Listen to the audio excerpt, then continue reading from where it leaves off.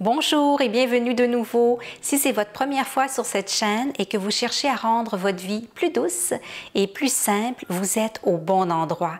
Abonnez-vous pour qu'on puisse cheminer ensemble.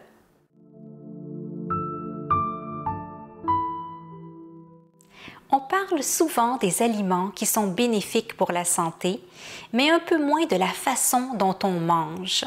Aujourd'hui, j'aimerais vous présenter les habitudes alimentaires qui ont transformé mon quotidien. Pas tant ce que je mange, même si je vais un peu aussi l'évoquer, mais comment j'entrevois ma relation avec la nourriture. Les habitudes alimentaires que je vais vous présenter fonctionnent pour moi. Chaque personne a un métabolisme différent et il se peut que vous ne vous retrouviez pas en elle et c'est tout à fait normal. Je tiens aussi à préciser que je ne suis pas un médecin ni un nutritionniste, donc si vous avez le moindre doute, ce serait bien de vous référer à un professionnel de la santé. En numéro 1, le jeûne intermittent 14-10. Si vous êtes comme moi, juste le mot « jeûne » vous fait peur, mais il ne veut pas toujours dire ce que l'on croit. Dans mon cas, ce n'est pas d'un jeûne de quelques jours dont je veux vous parler, mais plutôt spécifiquement du régime 14-10. Pour être honnête avec vous, je fais ce jeûne intermittent depuis quelques années maintenant, sans vraiment le savoir parce qu'il s'est imposé naturellement dans mes habitudes alimentaires. Ce n'est que récemment que j'ai découvert qu'il était en fait reconnu pour ses bienfaits. Le régime 14-10 consiste à jeûner pendant 14 heures et ensuite avoir une fenêtre de 10 heures pour manger. Mais ces 14 heures de jeûne n'ont bien sûr pas lieu durant la journée. Elles se passent le soir et la nuit. Par exemple, dans mon cas, je m'arrête normalement de manger après 19 heures et je ne mange à nouveau qu'à partir de 9 heures du matin. Ce jeûne intermittent me convient naturellement, mais peut-être que vous êtes plus à l'aise avec un autre. L'important, comme je le dis souvent, est de ne pas forcer les choses et d'y aller avec ce qui correspond le mieux avec nous et notre mode de vie. Les jeûnes intermittents sont reconnus pour perdre du poids et stimuler le métabolisme. Ils seraient bénéfiques sur l'énergie et l'humeur et diminueraient la sensation de faim. Ce que j'aime du jeûne 14-10, c'est qu'il n'est pas restrictif et il me permet de prendre 3 repas par jour. Je n'aime pas manger dès le réveil, donc ça ne me dérange pas d'attendre 9 heures du matin pour prendre mon petit déjeuner. De la même manière, après 19 heures, j'ai pris l'habitude de ne pas grignoter en soirée, donc c'est sans effort que je m'arrête de manger après le souper. Bien sûr, si vous souffrez de maladies ou prenez des médicaments, ce jeûne, comme tout autre d'ailleurs, n'est pas indiqué. Veillez à vous renseigner auprès d'un professionnel de la santé si vous avez le moindre doute. En numéro 2, manger à 80% de satiété. J'en ai déjà parlé dans ma vidéo sur les habitudes japonaises avec le Hara Hachi Bu. Ne pas manger jusqu'à pleine capacité comporte plusieurs bienfaits. Souvent, on est gourmand et c'est seulement après avoir trop mangé que l'information arrive au cerveau. Pour éviter les indigestions, les sensations de lourdeur ou la prise de poids, il serait recommandé de manger à 80% de satiété en se laissant une petite marge de 20%.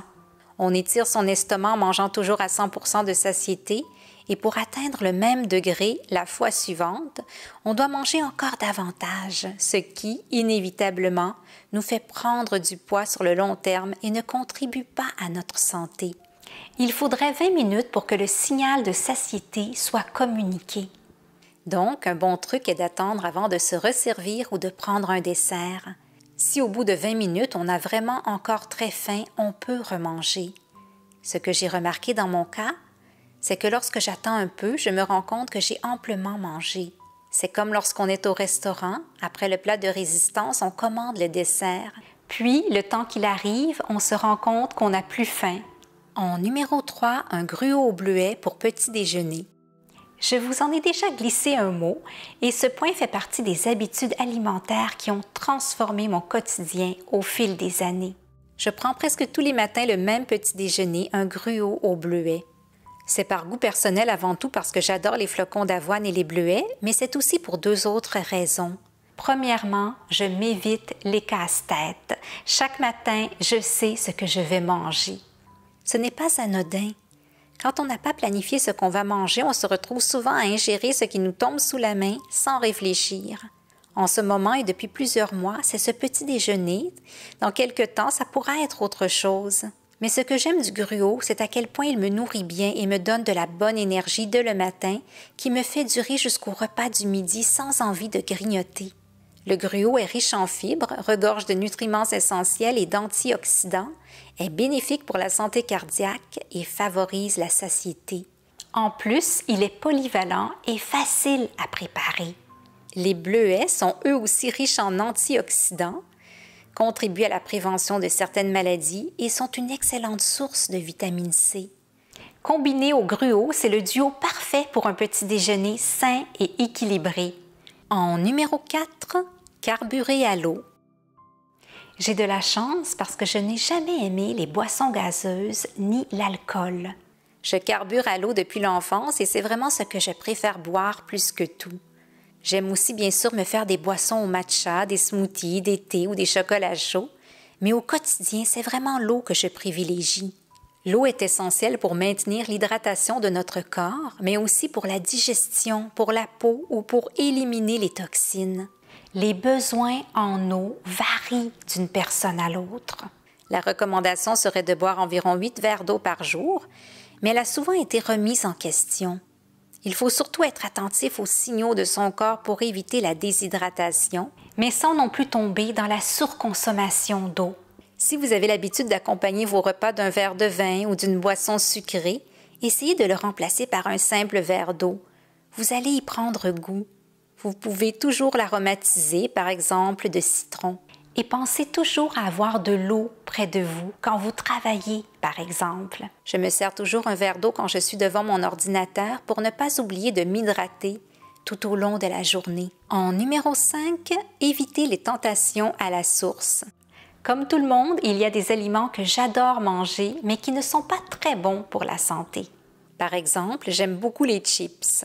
De temps en temps, j'en mange, mais si j'en avais en permanence chez moi, je n'arrêterais pas d'en consommer.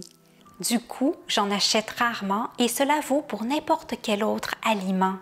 Si on n'a pas cet aliment facilement à notre disposition chez nous, on ne va pas avoir la tentation de le manger. Ça peut paraître évident, mais on ne l'applique pas si souvent. On s'achète toutes sortes de friandises et ensuite on essaie de résister. Ce qui serait plus simple, c'est de ne pas les acheter dès le départ.